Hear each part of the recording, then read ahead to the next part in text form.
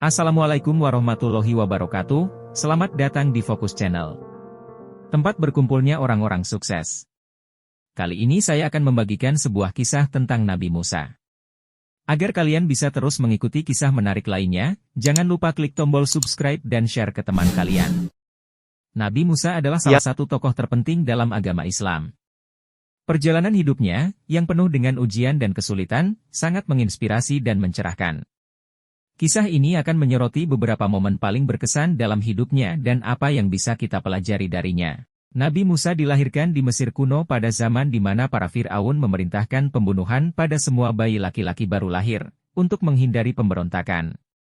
Ibunya melepasnya ke Sungai Nil dalam sebuah keranjang, di mana ia ditemukan oleh putri Fir'aun dan dibesarkan sebagai anaknya sendiri. Namun, ketika ia tumbuh dewasa dan mengetahui kebenaran tentang identitasnya, ia merasa empati yang dalam terhadap budak-budak Ibrani yang ditekan oleh orang-orang Mesir. Suatu hari, selagi ia merawat domba di padang pasir, Nabi Musa melihat semak yang sedang terbakar. Ketika ia mendekati tempat yang ganjil tersebut, ia menerima pesan dari Allah, yang berbicara padanya melalui semak tersebut. Pesan itu adalah untuk kembali ke Mesir dan meminta Fir'aun agar melepaskan orang Israel dari perbudakan. Nabi Musa menghadapi banyak tantangan selama misinya, termasuk konfrontasi dengan para ahli sulap Fir'aun dan ketidakpercayaan sebagian orang-orangnya. Ia harus bertahan menghadapi segala bencana yang Allah turunkan ke Mesir sampai akhirnya Fir'aun melepaskan orang Israel. Saat mereka keluar dari Mesir, tentara Mesir mengejar mereka. Tetapi Nabi Musa membelah Laut Merah dengan bantuan Allah sehingga orang Israel dapat melarikan diri. Setelah berhasil melarikan diri dari Mesir, Nabi Musa memimpin orang Israel melewati padang pasir dan menerima 10 perintah Allah.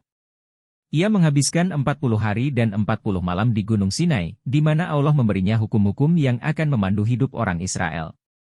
Dedikasi dan loyalitas Nabi Musa pada Allah dan rakyatnya tak tergoyahkan dan tetap menjadi inspirasi bagi jutaan orang di seluruh dunia hingga kini. Selain ajaran spiritualnya, Nabi Musa dikenang karena kerendah hatian, belas kasih, dan kesabarannya. Ia hidup dengan sederhana, dan tindakannya selalu untuk kepentingan orang-orangnya. Meskipun menghadapi kesulitan, ia tekun dan tetap berkomitmen pada imannya dan orang-orang yang mengikutinya. Berikut adalah kisah Nabi Musa dari awal kelahiran hingga ia wafat. Nabi Musa pernah menjadi anak angkat dari Raja Fir'aun yang pada zaman itu terkenal sebagai raja yang zalim.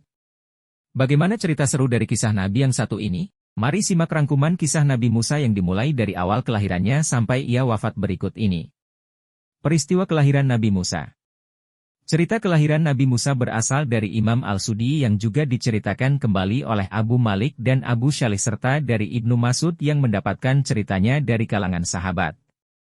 Awalnya Firaun yang saat itu menjadi raja bermimpi ia melihat api yang berasal dari Baitul Maqdis. Kemudian api tersebut membakar Mesir tapi pada saat itu api tersebut tidak membahayakan Bani Israel. Setelah bangun dari tidur, Fir'aun pun mengumpulkan para ahli nujum dan beberapa tukang sihir dan meminta mereka untuk menceritakan apa maksud dari mimpi itu. Mereka pun bercerita bahwa arti mimpinya adalah, akan lahir seorang bayi laki-laki yang akan menghancurkan Mesir dan bayi ini berasal dari Bani Israel juga. Sejak saat itu Firaun pun memerintahkan bala tentaranya untuk meniadakan setiap bayi lelaki yang lahir di Bani Israel. Ia meminta mereka untuk membunuh bayi-bayi lelaki tersebut, tanpa terkecuali. Setelah itu, lahirlah Nabi Musa yang juga berasal dari kalangan Bani Israel. Musa menjadi anak angkat Fir'aun. Setelah Musa lahir, sebagai seorang ibu tentu ia khawatir dan gelisah ia juga takut para bala tentara tersebut akan membunuh anak lelakinya jika Fir'aun mengetahui perihal putranya yang baru saja lahir. Allah pun akhirnya memberi ibunya Nabi Musa sebuah ilham untuk menghanyutkan Musa ke sungai.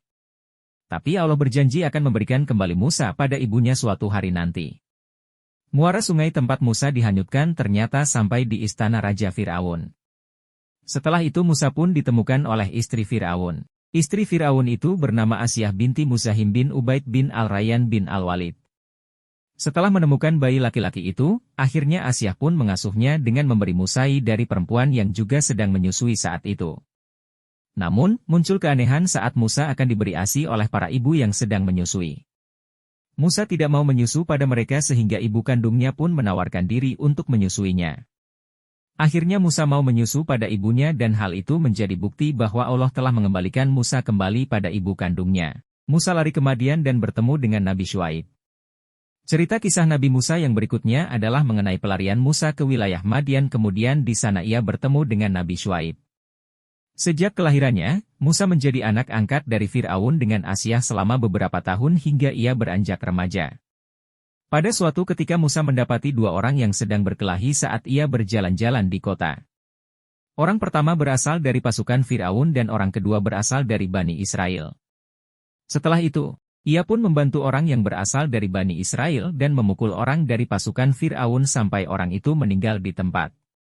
Musa takut Fir'aun akan memarahinya karena salah satu dari pasukannya mati di tangannya. Ia pun melarikan diri ke kota Madian dan di tengah perjalanannya ia bertemu dengan kelompok orang yang berebutan untuk mengambil minum di sumur yang akan diberikan pada hewan ternaknya.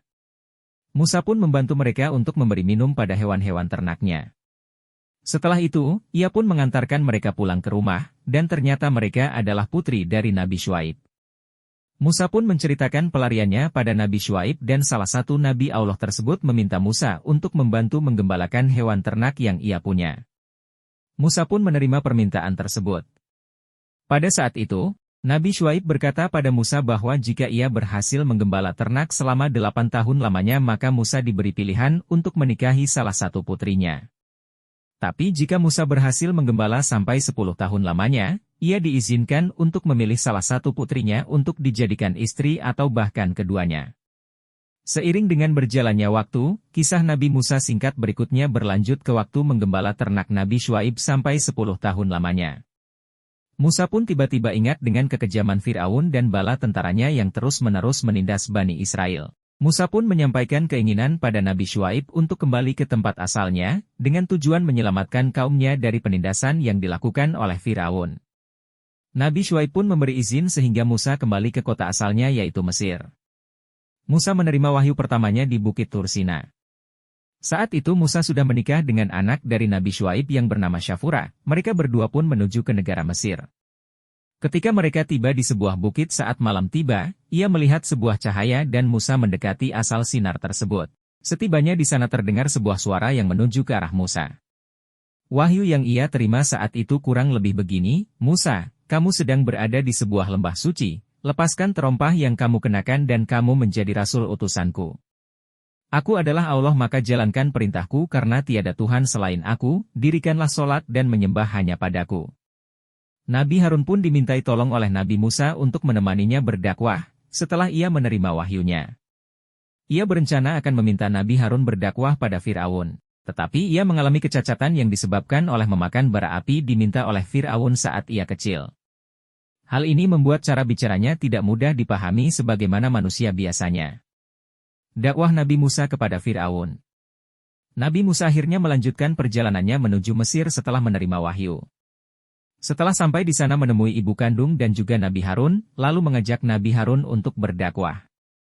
Kisah Nabi Musa lengkap yang berikutnya yaitu menemui Fir'aun dan mengajaknya untuk ikut menyembah Allah. Ia pun berkata bahwa ia sudah menjadi utusan dan Rasul Allah yang akan mengajak Fir'aun untuk ikut menyembahnya. Tapi tentu saja Fir'aun menolak dan ia meminta bukti bahwa Nabi Musa memang utusan Allah dengan cara menunjukkan mukjizatnya. Tapi Firaun menyuruh para tukang sihir untuk melemparkan tali yang dimana tali-tali itu berubah menjadi ular. Allah pun mewahyukan kembali Nabi Musa untuk melemparkan tongkatnya. Setelah itu, tongkatnya berubah menjadi ular-ular yang besar yang pada akhirnya memakan semua ular si tukang sihir. Firaun sangat marah melihatnya dan ia menyebut bahwa Nabi Musa hanyalah seorang tukang sihir.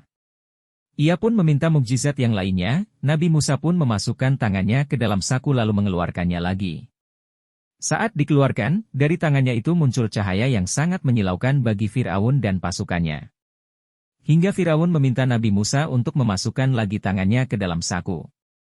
Tapi hal itu juga tetap membuat Fir'aun tidak percaya bahwa Nabi Musa dan Nabi Harun adalah Nabi dan Rasulnya Allah. Nabi Musa membelah lautan. Setelah Nabi Musa dan Nabi Harun berdakwah di hadapan Fir'aun dan Fir'aun menolaknya, Fir'aun tentu saja semakin marah. Ia pun memerintahkan bala tentaranya untuk membunuh Nabi Musa. Tak hanya Nabi Musa saja tapi para pengikutnya juga diperintah untuk dibunuh. Mengetahui hal itu, Nabi Musa dan orang-orang yang menjadi pengikutnya melarikan diri ke Laut Merah. Saat itu Nabi Musa bingung dengan situasi yang serba menegangkan karena pasukan Fir'aun berada di belakang mereka sedang mengejar ia dan pengikutnya. Pada sebuah laut yang membentang sangat luas, pasukan Fir'aun menghalangi jalan Nabi Musa dan pengikutnya. Allah kembali memberikan wahyunya kepada Nabi Musa dengan meminta Nabi Musa memukulkan tongkatnya ke arah laut. Kemudian laut pun terbelah menjadi dua secara otomatis dan Nabi Musa memiliki jalan untuk menyeberangi lautan. Setelah Nabi Musa berada di seberang lautan, pasukan Fir'aun masih berada di tengah lautan. Allah pun memerintahkannya kembali untuk memukulkan tongkatnya lagi ke Laut Merah. Jadi laut kembali menjadi satu dan seluruh pasukan beserta Fir'aun tenggelam di laut tersebut. Dalam beberapa hari sesudahnya, tubuh Fir'aun ditemukan masih utuh dan tidak membusuk. Itu adalah peringatan dari Allah untuk orang yang menentang permintaannya. Peristiwa yang menguji kesabaran Nabi Musa. Kisah Nabi Musa selanjutnya muncul dari sebuah peristiwa pengujian kesabaran. Setelah mendapat wahyu lagi dari Allah, Nabi Musa pun berjalan menuju ke arah laut dan ditemani oleh sahabatnya yang bernama Yusha bin Nun. Ia pun memerintahkan sahabatnya itu untuk membawa ikan yang ada di dalam wadah. Jika ikan itu longket ke air laut, ia harus memberitahu Nabi Musa karena tempat itulah yang menjadi tempatnya hambanya Allah. Setelah berjalan lama, keduanya merasakan kelelahan dan tertidur.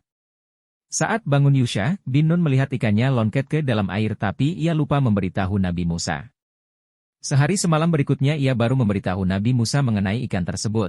Nabi pun kembali ke tempat mereka tidur tadi maka bertemulah ia dengan Nabi Khidir.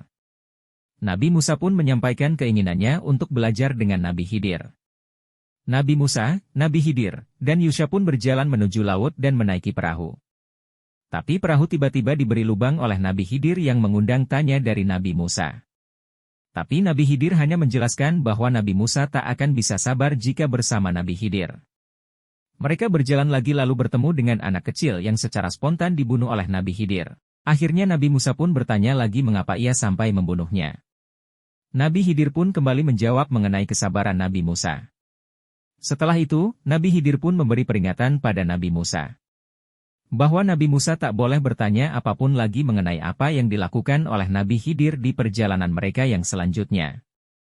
Hal itu hanya akan menjadi penghalang antara mereka berdua, begitu menurut Nabi Khidir dalam kisah Nabi Musa tersebut.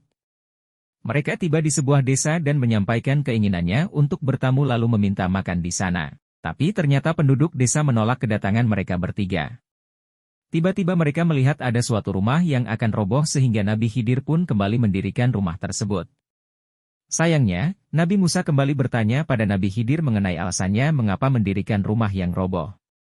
Nabi Khidir pun dengan tegas menjawab bahwa Nabi Musa memang tidak akan sabar jika bersamanya. Maka ia akan mengakhiri perjalanan mereka tetapi dengan beberapa penjelasan terlebih dulu. Alasan Nabi Khidir menguji kesabaran Nabi Musa. Hikmah dari kisah Nabi Musa bisa dilihat dari beberapa alasan Nabi Khidir yang menguji kesabaran Nabi Musa berikut ini. Alasan Nabi Khidir menenggelamkan perahu. Hal itu disebabkan oleh akan adanya seorang penguasa yang kejam yang akan mengambil perahunya secara paksa. Jika perahunya dilubangi, maka penguasa itu tidak akan bisa mengambil perahunya. Alasan Nabi Khidir membunuh anak kecil. Alasannya adalah orang tua si anak kecil adalah seorang mukmin yang terbilang taat. Nabi Khidir khawatir setelah anaknya dewasa ia akan menjerumuskan orang tuanya pada kekufuran dan keingkaran. Jadi sebelum itu terjadi ia membunuhnya terlebih dulu dan berdoa kepada Allah orang tuanya akan diberi pengganti, yaitu anak yang syalih dan lebih baik. Alasan Nabi Khidir mendirikan tembok roboh. Rumah tersebut adalah milik anak yatim dan di bawah temboknya terdapat harta peninggalan dari orang tuanya. Orang tuanya adalah orang yang syalih sehingga setelah dewasa hartanya akan digunakan oleh anak-anak dengan rahmat Allah. Nabi Musa wafat. Itulah akhir kisah Nabi Musa yang lengkap dari akhir hingga akhirnya ia wafat. Nabi Musa selalu berusaha mengajak umatnya untuk berada di jalan yang benar. Hancur jugalah musuh-musuh Nabi Musa seperti Haman, kaum Kanaan, Fir'aun, dan Korun. Nabi pun meninggal di usia 120 tahun di sebuah padang tieh. Ambillah hikmah yang besar dari kisah dan riwayat dari Nabi Musa ini. Allah memberi banyak cerita seluruh Nabi dan juga Bani Israel di dalam Al-Quran. Hal itu juga menjadi hikmah bagi kita umatnya untuk meneladani seluruh perjuangan yang dilakukan oleh Nabi Musa dan Nabi serta Rasul lainnya, kemudian menjaga diri kita dari azab yang pernah menimpa para Nabi tersebut. Keteladanan Nabi Musa. Dari cerita kisah Nabi Musa lengkap yang sudah dijabarkan di atas, kita harus bisa meneladani sifat baik yang beliau miliki. Beberapa sikap dan keteladanan dari Nabi Musa di antaranya yaitu 1. Seorang yang pemberani dalam menyampaikan kebenaran. Walaupun pada saat itu Fir'aun adalah seorang penguasa yang sewenang-wenang dan juga sangat kejam, tetapi Nabi Musa tak pernah takut dalam menyampaikan apa yang ia anggap benar. Ia juga tetap menyampaikan kebenaran itu dengan cara mengajak Fir'aun agar mau mengikuti dirinya, yaitu menyembah Allah semata. Padahal saat itu dengan terang-terangan Fir'aun mengaku bahwa ia adalah penguasa dan juga Tuhan yang berkuasa. 2. Taat pada Allah. Dari kisah Nabi Musa di atas juga sudah memberi contoh yang baik kepada kita semua bahwa satu-satunya tempat meminta pertolongan dan satu-satunya yang harus disembah hanyalah Allah. Allah adalah Tuhan yang esa atau hanya ada satu. Ia juga yang telah menciptakan alam semesta dan semua isi dari alam semesta ini. Allah juga yang memiliki kuasa atas segala hal yang ada di alam semesta. Keyakinan kita sebagai manusia harus bulat dan harus hanya menuju kepada Allah. 3. Tekun dalam belajar. Keteladanan lainnya yang juga dimiliki oleh Nabi Musa adalah ketekunannya dalam belajar dan juga dalam menuntut ilmu ketika ia ingin belajar dengan Nabi Khidir. Ia juga telah diperintahkan oleh Allah untuk terus belajar dan mencari ilmu bahkan ke tempat yang sangat jauh. Selain itu, Allah juga menuntut Nabi Musa untuk selalu tekun dan bersikap sabar saat sedang menuntut ilmu. Walaupun ada banyak kejadian aneh yang beliau temui di setiap perjalanannya saat sedang belajar. Tak hanya itu, Nabi Musa juga sangat taat dan patuh pada gurunya yaitu para guru yang telah memberinya ilmu. 4. Suka membela orang yang lemah. Pada saat Nabi Musa masih tinggal dengan Fir'aun di istananya dan melihat pertengkaran yang terjadi di dalam keluarga Fir'aun atau yang disebut dengan orang Kipti dengan para rakyat jelata, ia malah membeli orang-orang dari Bani Israel dan rakyat jelata yang lemah.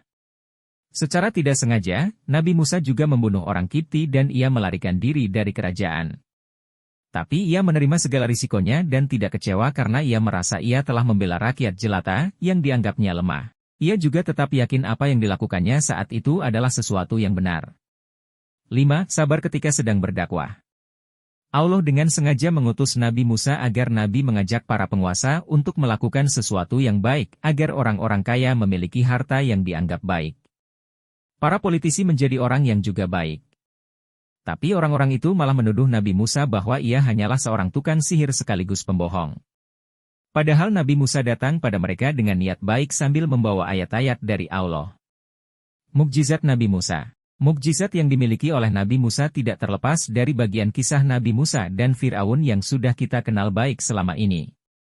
Seperti yang diketahui juga bahwa seluruh Nabi Allah diberi mukjizat yang luar biasa oleh Allah termasuk Nabi Musa. Inilah sejumlah mukjizat yang diberikan oleh Allah kepada Nabi Musa. 1. Tongkat membelah lautan dan berubah menjadi ular. Mukjizat yang paling populer dan dikenal banyak orang dari Nabi Musa adalah tongkat yang mampu membelah lautan dan juga bisa berubah menjadi ular. Atas izin Allah tongkat tersebut bisa menolong Nabi Musa dari serangan Fir'aun dan pasukannya. Terbelahnya lautan membuat para mukmin pengikut Nabi Musa dan juga Nabi Musa bisa menyelamatkan diri dari Fir'aun yang mengejar mereka. Air yang kembali menyatu pada akhirnya membuat Fir'aun dan pasukannya tenggelam. Awalnya tongkat itu hanyalah sebuah tongkat biasa, tapi atas izin Allah bisa berubah menjadi apa saja. Pada lain waktu, tongkatnya bisa berubah menjadi ular sehingga Nabi Musa berhasil mengalahkan para penyihir. Tak ada rasa takut dalam diri Nabi Musa dan karena imannya yang kokoh pada Allah membuat Allah menolongnya memberi mukjizat dengan memberinya tongkat tersebut. Bahkan, setelah para tukang sihir itu dikalahkan oleh Nabi Musa, mereka pun bersujud seraya berkata, "Kami beriman kepada Tuhan semesta alam, yaitu Tuhannya Musa dan juga Harun." 2. Tangan bersinar.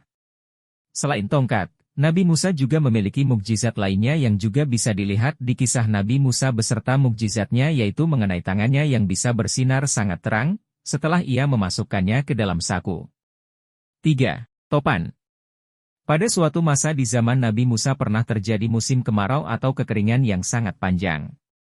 Kekeringan itu berlangsung kurang lebih antara 1-2 tahun lamanya hingga membuat sungai Nil juga ikut mengalami kekeringan.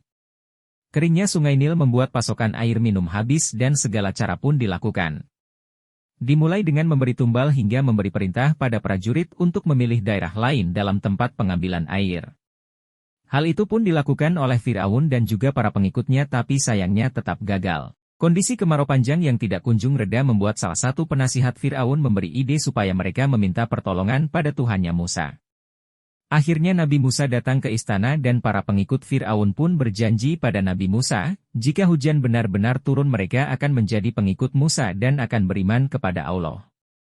Akhirnya Nabi Musa memohon dan berdoa kepada Allah dan dikabulkan, akhirnya datang hujan.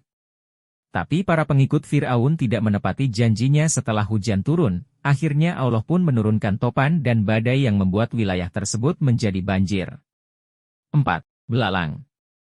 Setelah wilayah tempat mereka tinggal diterpa banjir, mereka kembali memohon kepada Nabi Musa agar Allah menghentikan banjir tersebut. Lagi-lagi mereka berjanji hal yang sama, jika banjir berhenti mereka akan beriman kepada Allah. Nabi Musa pun segera berdoa kepada Allah dan Allah langsung mengabulkan doanya. Banjir tersebut membuat lahan tanah menjadi subur dan hasil tani meningkat pesat. Tapi orang-orang kafir mengkufurkan nikmat dari Allah dan mereka lupa dengan janjinya. Allah pun menghancurkan seluruh tanaman pertanian dengan mengirimkan hama belalang. Pertanian yang awalnya subur hancur dan lenyap seketika. Orang-orang yang merasa sengsara ini terus memohon kepada Nabi Musa untuk diangkat musibahnya dan sekali lagi Allah tetap mengabulkan doa Nabi Musa. 5. Kutu. Musim kemarau yang panjang, kemudian topan dan banjir hingga hama belalang rasanya belum cukup untuk menghukum mereka. Mereka terus berbuat durhaka pada apa yang sudah Allah berikan.